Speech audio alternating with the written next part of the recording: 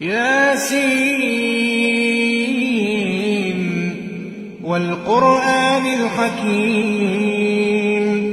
إنك لمن المرسلين على صراط مستقيم تنزيل العزيز الرحيم لتنذر قوما ما أنذر آباؤهم فهم غافلون لقد حق القول على أكثرهم فهم لا يؤمنون